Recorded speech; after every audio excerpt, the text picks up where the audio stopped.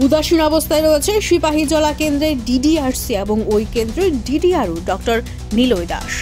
বেহাল দশা সিপাহীজলা জেলার দিব্যাঙ্গ পুনর্বাসন কেন্দ্রের। নেই কোনো কম্পিউটার, নেই কোনো কর্মী, এমনকি চলতি মাসেও কোনো শিবির হয়নি। ওই অফিসের ডিআরডব্লিউ কর্মী নীতিশ রমন জানান তিনি একাই প্রতিদিন অফিস খুলে বসে থাকেন। এখন প্রশ্ন উঠছে, ডিডিআরসি অফিস কেন ফাঁকা? এত বড় অফিস আর কর্মী শুধুমাত্র দুজন কেন? ডিডিআরও ডক্টর নিলয় দাস তিনি এখানে না থেকে কেন তিনি সিওমেতে বসেন? দিব্যাঙ্গরা আদতেও কি এখান থেকে কোনো পরিষেবা পাচ্ছে কি? ডিডিআরও হিসেবে ডক্টর নিলয় দাস এসব ব্যাপার নিয়ে কি বলবেন? তুমি কি একলাই এই অফিসটা পুরো অফিসে?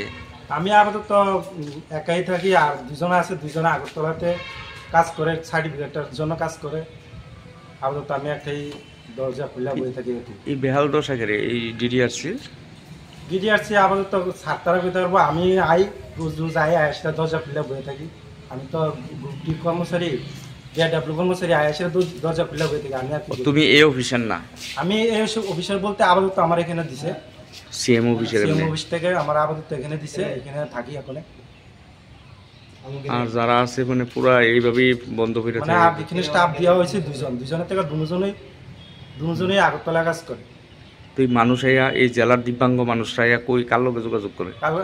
আমার সাথে যোগাযোগ করে। আমি কয়ে দিই, তারা ফোন নাম্বার রাখি, কাগজপত্র রাখি, তারা কয়ে দিই। ওই মানে ক্যাম্প যেদিন হইব তারা জানানো হইব, জানানো হইলে তারা আসবে।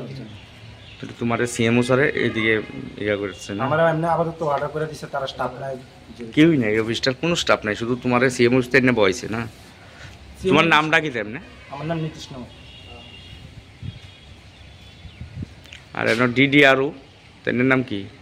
নিলয় দাস। তাইও তো নাই? তাই না, আছে সিএমও অফিস আছে।